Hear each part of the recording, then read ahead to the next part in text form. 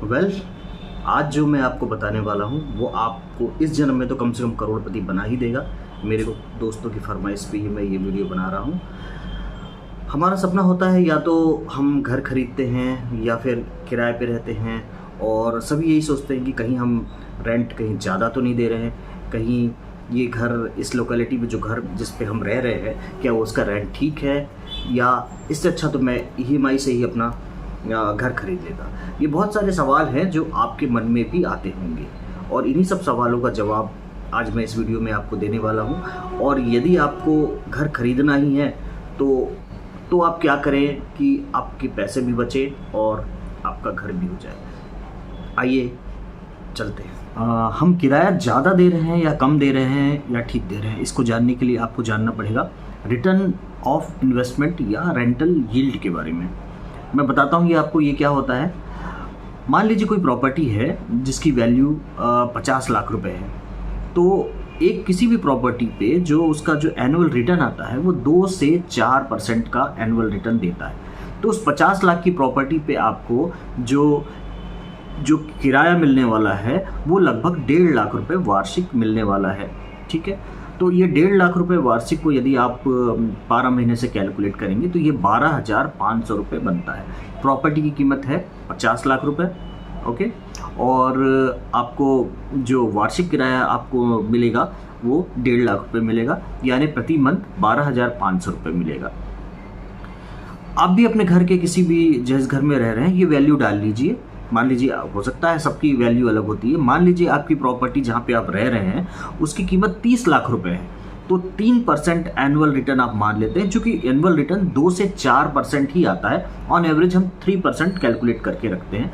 तो यदि आप 3% मानते हैं उस प्रॉपर्टी का एनुअल रिटर्न, तो उसका किराया जो होना चाहिए वो 7,500 रुपये होना चाहिए। 30 लाख की प्रॉपर्टी में यदि आप रह रहे हैं तो 7,500 रुपये किराया होगा महीने का, और यदि आप 50 लाख की प्रॉपर्टी में रह रहे हैं तो उसका महीने का किराया आपको 12,500 रुपये होगा। हो सकता है कुछ ऊपर नीचे हो जाए, 12,500 का आप 13,000 या 14,000 तक भी जा सकते हैं, या 30 लाख की प्रॉपर्टी को आप 7,500 या 8,500 या 9,000 तक भी आप इसको ओके कर सकते हैं। तो ये मान लेते हैं कि यदि आप कोई 30 लाख रुपए की प्रॉपर्टी में आप रह रहे हैं तो, और यदि उसका किराया आप 15,000 रुपये दे रहे हैं, जबकि हमने अभी रेंटल यील्ड या रिटर्न ऑफ इन्वेस्टमेंट के हिसाब से हमें ये मालूम चल गया है कि 30 लाख की प्रॉपर्टी का किराया 7,500 रुपये होना चाहिए, और यदि आप 15,000 रुपये दे रहे हैं तो ये ज़्यादा है। सपोज़ आप 1 करोड़ की भी प्रॉपर्टी में रह रहे हैं तो 1 करोड़ की प्रॉपर्टी का भी 3% यदि आप कैलकुलेट करके चलेंगे तो इसका मंथली रेंटल होना चाहिए 25,000 रुपये या 3 लाख रुपये सालाना होना चाहिए। पर यदि आप 25,000 रुपये से ज़्यादा दे रहे हैं तो ये ज़्यादा है। चलिए, अब ये तो समझ में आ गया कि अब हम रेंट ज़्यादा दे रहे थे। मान लीजिए 30 लाख का घर था तो हमने 15,000 रेंट दे रहे थे, तो मतलब ये हम ज़्यादा दे रहे हैं, मतलब हमें अब प्रॉपर्टी खरीद लेना चाहिए, ऐसा लगा हमें। ठीक है, तो अब पर इसके लिए अभी किसी डिसीजन पे पहुंचने के पहले हमें ये देखना पड़ेगा, एक कंसेप्ट और आपको समझना पड़ेगा, प्राइस टू रेंट रेशियो। आइए मैं बताता हूँ आपको ये क्या होता है। मान लीजिए आपकी प्रॉपर्टी जो थी, जो आप 30 लाख के घर में रह रहे थे, वो उस प्रॉपर्टी की वैल्यू थी, आप उसमें 15,000 रुपये किराया दे रहे थे। तो प्राइस टू रेंट रेशियो निकालने के लिए आपको 30 लाख रुपए को डिवाइड करना होगा सालाना या एनुअल रेंट इनकम से, जो 1,80,000 होता है, जो कि आपका 16.6 आता है। तो ये जो है 16.6, ये 21 से कम है। चलिए अब दूसरा सिनेरियो ले लेते हैं। 50 लाख की प्रॉपर्टी है और आप जो रेंटल होता है वो 1,80,000 यानी 15,000 रुपये महीने में ही आपको मिल रहा है। ठीक है, 15,000, 50 लाख की प्रॉपर्टी है तो कुछ तो एक्स्ट्रा मिलेगा ही। हो सकता है आपको पार्किंग एरिया अच्छा मिल जाए, हो सकता है स्विमिंग पूल, गार्डन, और भी चीज़ें बहुत सारी हो सकती है।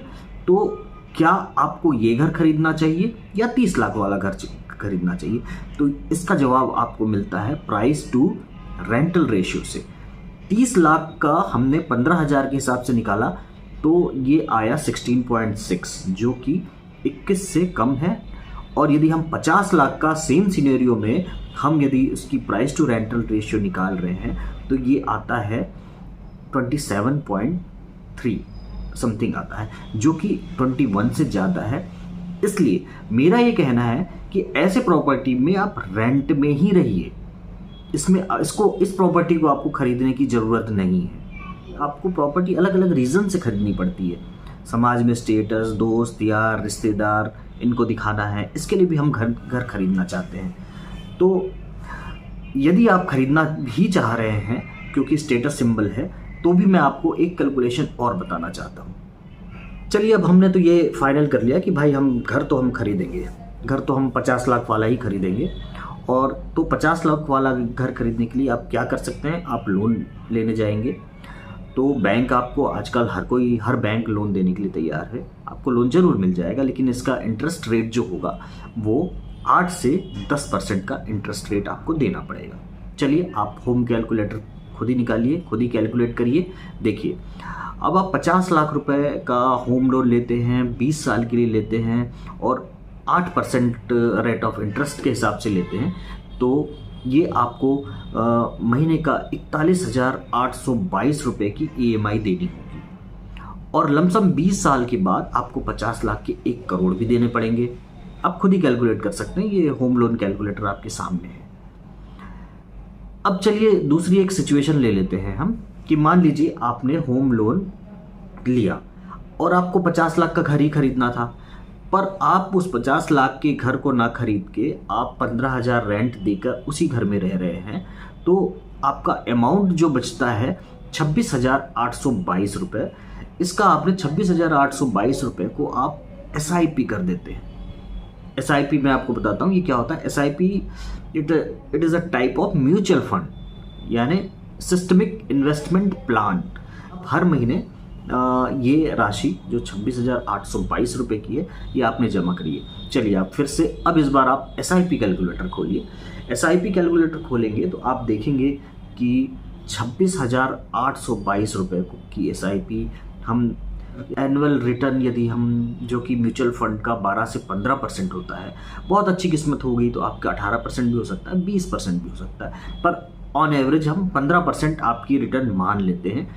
तो 15% रिटर्न के हिसाब से 26,822 रुपये का आपका जो बनता है वो होता है लगभग 4 करोड़ रुपए। जी हाँ। और यदि आप मरी गिरी हालत में यदि 12% का रिटर्न जो पिछले 20 साल से हमें मिल ही रहा है, म्यूचुअल फंड दे ही रहा है, यदि 12% भी मान लेते हैं तो ये भी आपको 2 करोड़ 67 लाख रुपए हो जाएगा। और यदि आप 15% का मानेंगे तो ये 4 करोड़ रुपए हो जाएगा। अब क्या आप कहेंगे कि प्रॉपर्टी की भी तो वैल्यू बढ़ेगी, प्रॉपर्टी भी तो हो जाएगी? जी हाँ, बिल्कुल बढ़ेगी, प्रॉपर्टी की वैल्यू बढ़ेगी। यदि आप उस प्रॉपर्टी को 50 लाख रुपए की प्रॉपर्टी को खरीद लेते तो वो 10 साल बाद डबल हो जाएगी, राइट? 10 साल बाद डबल हो जाएगी, यानी वो 1 करोड़ की हो जाएगी। पर 10 साल के बाद वह फिर से डबल होने में उसको टाइम लगेगा, वो डबल नहीं होगी, क्योंकि बने हुए घर का डेप्रिसिएशन होने लगता है, या उस रेट पे नहीं बिकेगी, वो 1.25 करोड़ हो जाएगी, 1.5 करोड़ हो जाएगी। लेकिन जो SIP के अमाउंट के हिसाब से 4 करोड़ तो बिल्कुल भी नहीं होगी। देखिए, मैं आपको ये बिल्कुल नहीं कह रहा हूँ कि आप प्रॉपर्टी मत खरीदिए, बस मेरा ये कहना है कि आप प्रॉपर्टी खरीदिए ज़रूर, लेकिन यदि उसकी सही वैल्यू मिल रही है तो आप बिल्कुल खरीद लीजिए। यदि आपको 50 लाख की प्रॉपर्टी 35 लाख 40 लाख की मिल रही है तो बिल्कुल गो फॉर इट, ज़रूर खरीदिए इसको। पर मैं यूजुअली फ्लैट को खरीदने के पक्ष में नहीं रहता हूँ, क्योंकि मेरा ये मानना है कि फ्लैट ना ज़मीन अपनी है ना अपना छत है, तो ऐसी चीज़ों को क्यों खरीदना। इसलिए मैं फ्लैट के फेवर में तो बिल्कुल भी नहीं होता हूँ। आप कमर्शियल प्रॉपर्टी खरीद सकते हैं, अपना इन्वेस्टमेंट सही तरीके से करिए। ये वीडियो सिर्फ इसीलिए आज आपके सामने पेश है। उम्मीद है ये आपको बहुत पसंद आया होगा, और यदि ये आपको पसंद आया है तो अपने दोस्तों को भी बताइए, सबको अपनी जानकारी साझा करिए। और यदि मेरा चैनल ये पसंद आया है तो आप इसको लाइक करें, कमेंट्स करें, शेयर करें और मेरे चैनल को ज़रूर सब्सक्राइब करें। Thank you.